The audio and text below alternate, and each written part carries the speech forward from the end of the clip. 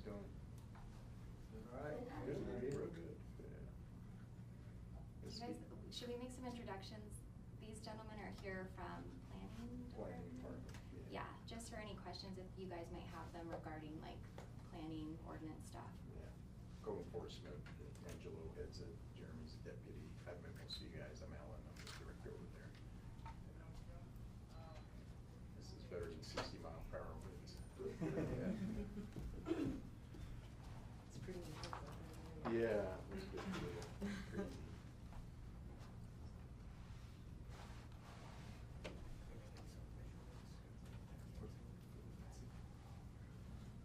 So, you guys are doing me a solid back. Renee got text message me every morning. I'm like, go out there. You did it. Just told me I never see APD hands down.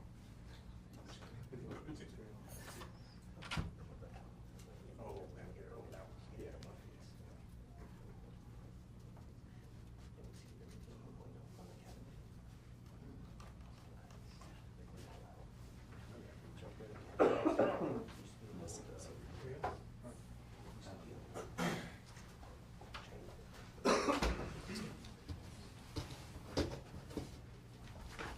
All right, well, good morning, everyone.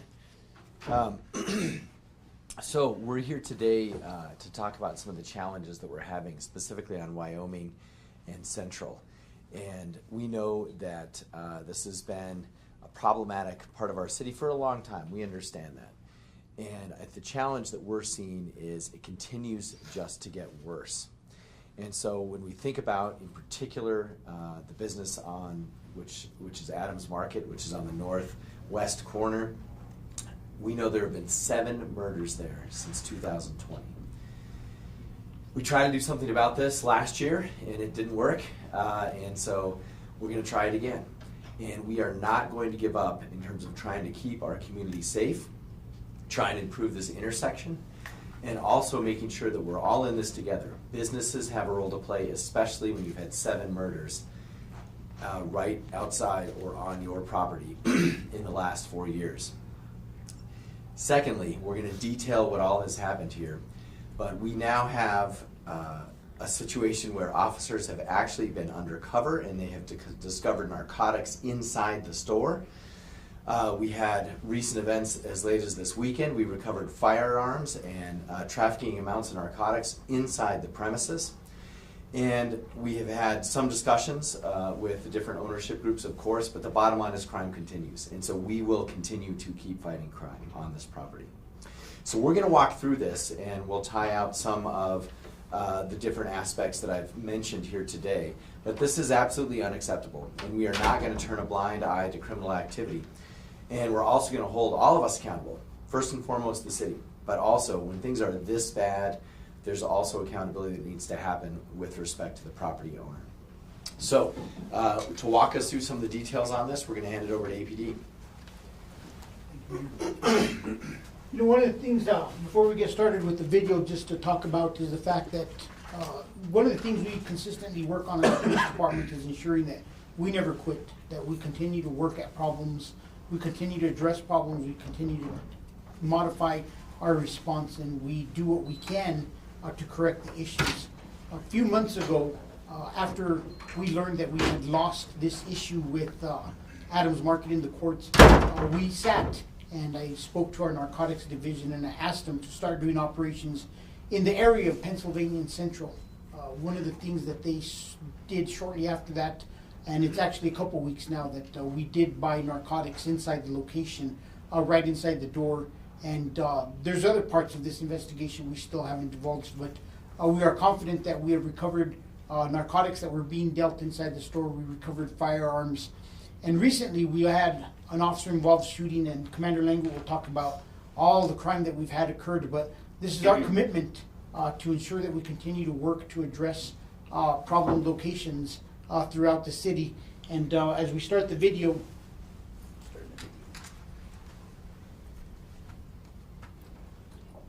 you could see that a lot of the problem with this location is just, and we brought it to the owner's attention, is just the amount of foot traffic that is allowed to just linger in the area. And recently you saw that we started working on tact time with the fire department to turn off fires. This is the day the officer was shot. You see the vehicle pulling in here.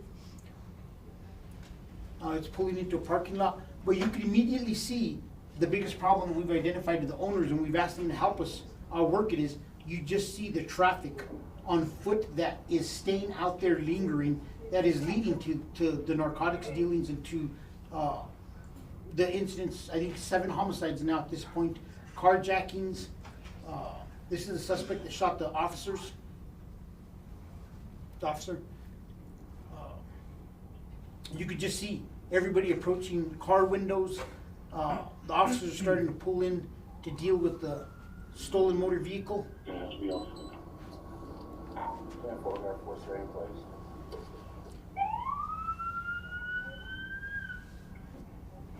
And we've gone over this video. You see that he struck the officer's car. Turn off the car! Turn off the car! Hands up! Turn off the fucking car! Hands up! You could see the gun comes out. He discharges it, shoots our officer. Officer Garris is still recovering. We're hoping that he comes back in the next couple weeks to a limited role with ops review. You can see him as he's trying to put a tourniquet on. Officer Vic, star 43.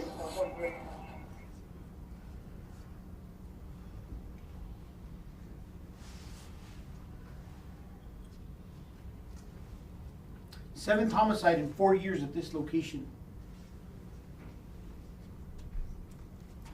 Victim's vehicle was stolen, and this video is extremely alarming as you watch it. This is our victim right over here. Once again, somebody just lingering in the parking lot.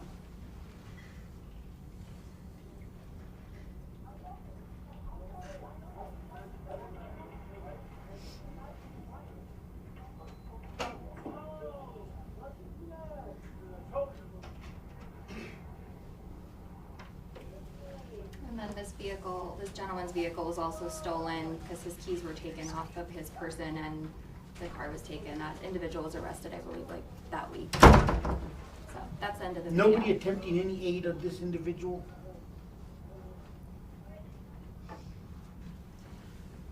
You know, and I think it's important, before I turn it over to Command Language, just to kind of talk about how this location continually impacts us. 7 homicides, an officer shot, an officer involved shooting. And like I said, the biggest problem is we've met with the owners. We've tried to see if they could work with us to get stuff done. I think we met over a month ago, and they haven't been able to meet with us at this point yet. And something needs to be done. And we will continue to work through this case. And we're hoping that we're much more successful. I think we have a stronger case this time with everything that we've put together. And I want to thank, first of all, our narcotics units for all the hard work they've put into it. I was out there New Year's Eve, the day after the officer was shot, and we literally had a police car parked out there the whole time, trying to keep the crowds from growing and individuals from loitering in the parking lot. And quite frankly, there will never, ever be enough police resources for us to do this at every single location. And hopefully we could get some resolution this time. But I'm going to turn it over to Commander Langwood, whose officers deal with this on a consistent basis. But we owe it to our officers, we owe it to the community to do everything we can to make sure that this location is not a place where our officers are going to get shot, injured, or community members. Right now, that alone equals 8 strong victims that have sustained gunshot wounds at the location.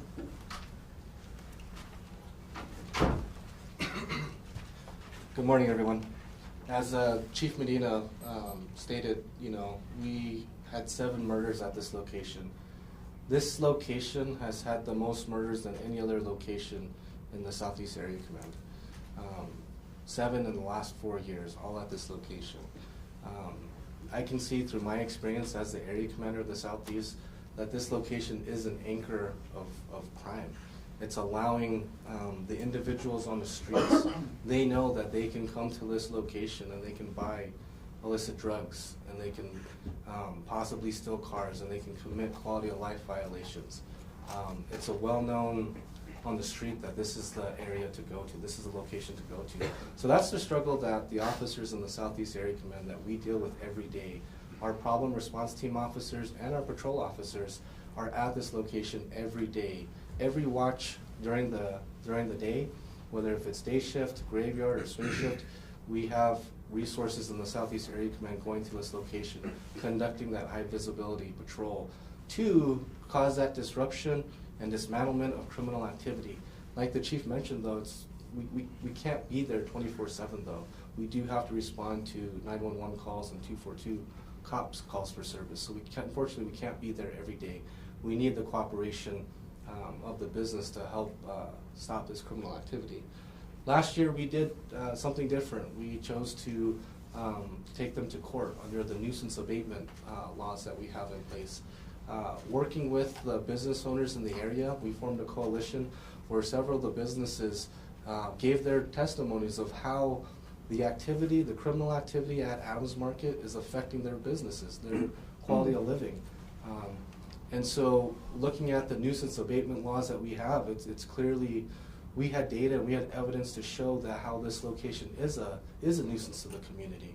Unfortunately, that wasn't a resolution that stopped the activity, so we had to go back to the drawing board. As far as police operations, that has not ceased. Again, our officers, your officers are out there every day. But to just kind of give context, this year alone, after New Year's, when myself and Chief Medina were personally out there on New Year's Eve, I was parked out there for several hours. We had an officer get shot. We have a homicide where a young woman loses her life. We had an additional shooting. We have stolen cars showing up. The raid by narcotics that the mayor and the chief referenced, drugs were bought inside of this store. During the same operation, drugs were bought from vehicles that pulled up right in front. They pulled up right in front to sell drugs. That was their purpose for being there. Drugs were bought from the vehicles. Drugs were bought from inside the store. Drugs were going in and out of the locations. Our detectives working with our federal partners too, they conducted takedowns. They were able to get these individuals into custody. We ended up serving 2 additional search warrants on vehicles. We recovered 2 firearms and a good amount of narcotics, all from this operation. And this is what happens daily, despite our efforts of conducting that high visibility patrol. So we're doing an overt high visibility patrol operations, we're doing undercover operations, and the criminal activity just continues. So again, I think we're going to go back at this point because, as the chief and the mayor stated, we owe it to the community to keep the community safe. And again, like I mentioned before, working with our business stakeholders, they have to operate businesses there. They can't pick up and move. So we will continue our efforts. Our officers will continue to be out there every day until we get a sustainable resolution in place. Thank you. Can you spell your name for us, please? My name is Luke Languit, Languit, and I'm the Southeast Area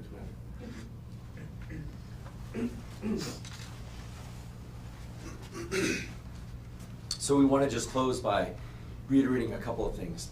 Look, this is not something we really ever want to even have to look at in terms of how a city interacts with particular businesses at all. And so you see only on very, very rare occasions is the city so concerned about a specific business that we're also taking legal action to shut it down. And basically the way that our nuisance laws work is it does have to go to a judge. And so we are going to try again with the judge to make the case that this is causing extreme harm to the neighborhood. And essentially this business is an accessory to all of the criminal activity that you've seen. And you can see that in all of these examples. On top of that, this is fundamentally about crime, but it's also about cost. We have had 500 calls for this location in our emergency response system. We know that this has cost us over the last 4 years at least $400,000. We know that on top of that, there's also our solid waste and overtime teams and APD response times that are not even figured into that calculation. So this is, essentially draining resources from everywhere else in our city that needs it. That is, I think, also why our entire city should care about this. You know, this problem is getting so bad that if you're in the area, it's basically taking away from your ability to get an emergency response from the city because it's all being sucked away by Adams Market. That's why we have to stop what's going on there, and that's why we're taking legal action again in court, as well as all of the law enforcement action that you've heard described here today. Okay, so with that, I'll hand it back to Bunch of Rebecca. questions. I have a question. Is the wholesaling drugs inside the store, is that not enough to just shut them down? So we do have some attorneys here if you want a legal question, but look, this is what is, to me, you know, people look to a city government, they look to a mayor, they look to a police chief, and we want to believe that we have the power to stop crime. This is also America, and there's private property, and the answer is no. We do not legally have the right to do that. We only have the right to go after the individuals involved in that particular action. And so with that particular action then, was it an employee of the Adams Market that undercover agents bought the drugs from? It was actually individuals, and the concerning part to us is it was individuals who were just inside the front door, who were within view of the employees. And my understanding from narcotics is, as people came in, they would be hit up to purchase narcotics by these individuals just inside the door. And our detectives, our supervisors, they all feel that without a doubt that the individuals who were working inside the store were well aware of what was occurring. And that's a consistent theme we've seen, is where some of the employees are aware of the actions. And we've had employees involved in actions over the years. And that's where our concern comes, is these individuals are working in this location and they're either directly engaged or they're turning a blind eye to it. So, and just to reiterate on this, because I think it can be sometimes challenging for even the public to understand this, but you know, everyone has rights in our country. That includes the Adams Market, and a judge already told us we cannot close it down.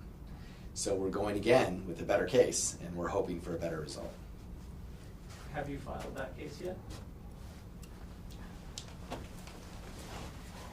It's our city attorney, Lauren Keefe. Hi, Lauren Keefe, city attorney. We are getting ready to file. We should be ready to file probably early next week. So we have been after the judge. What the judge said was that there were some technical problems with our pleadings and that he had some questions about the interpretation of our ordinance. So we went back, and in the meantime, we have been trying to work with the owner rather than go to court, because as the mayor said, this is private property, and we don't lightly come in and try to remove anyone's ability to operate a business. So we've been trying to do that for the past several months. As Chief Medina said, we met with them, we had an in-person meeting with them a month ago, and we've been trying to communicate with them since, but unsuccessfully. But we are going to be ready to file sometime next week. Okay, go ahead. A couple of months ago, it sounded like a new owner was close to buying the property. Did that deal fall through? No, in fact, that deal did occur. There is a new owner. The new owner was the prior lessee, the prior tenant who operated the store. So that deal is complete, but that has not resulted in any change in what's happening on the site. Go ahead. So it sounds like it's happening, the same thing that was happening at Coronado Park with drugs and guns, and it was shut down. Now this is getting shut down. Don't you think they're going to move to another place, and will you be shutting that place down as well? Well, I think on the surface, anytime there's a collection of crime, you can make that comparison, but I would just say that is really apples and oranges. What they have in common was criminal activity. But this is very different. This is literally trafficking drugs on a property in a store, among other things. Coronado Park was much more tied into issues around our unhoused community and challenges of them being preyed upon. This is very different. This is just a home for criminal activity. You know, I think Mayor hits the nail on the head with the comment that this is an area where criminal activity is occurring. One of the things we want to do with some of these locations that is important is, we showed it at the beginning of the video. You see how everybody's coming together.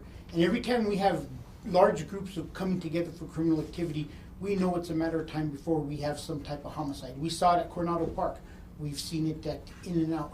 At Adams Market. We've seen it at other locations within the city where we know that people are gathering and we have violent crime occur.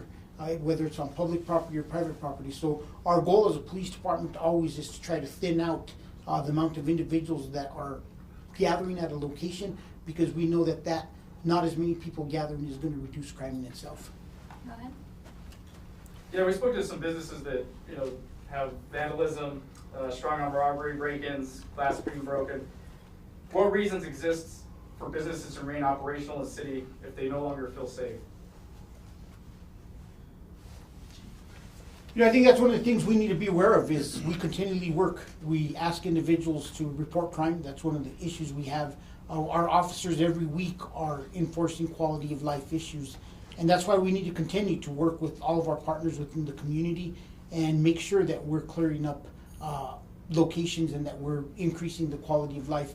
And I think it's really important just to kind of differentiate between the two, because I think you're kind of talking about two different issues. Like we're talking about Adams Market right here and the problems occurring at Adams Market, but the issues of individuals going on a private property breaking windows is something that we see throughout the city. There's just not here, we're also seeing it across the country.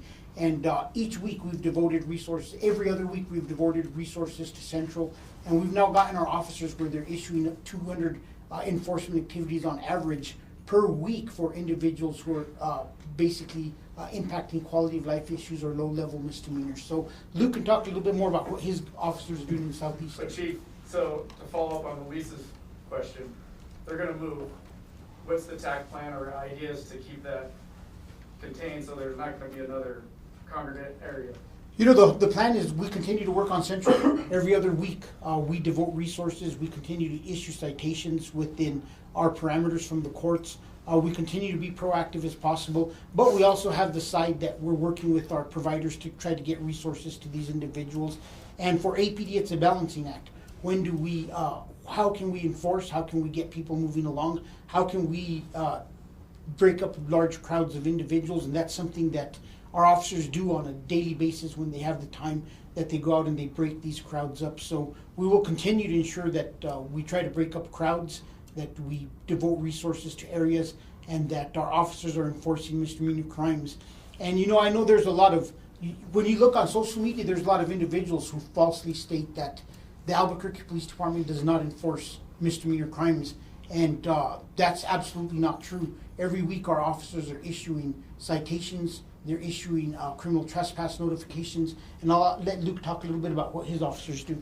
And real quick, just to address the businesses, because that's very important. We really support our businesses, so I would urge all of our businesses to really get that relationship with their area commanders and be able to set up that communication and information sharing.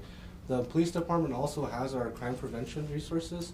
So our crime prevention specialists, they have a great partnership with our businesses, and they can go out there and they can ensure that there's an assessment done that can help look at environmental factors to reduce crime, and that's proven successful. It's not the cure-all. We still obviously have to do our operations, our proactive operations, but for the businesses, really get to know your area commanders and then take advantage of that crime prevention resource that we offer, and it's free too. So just Sorry wanted guys, to we've address got that. time for one more question.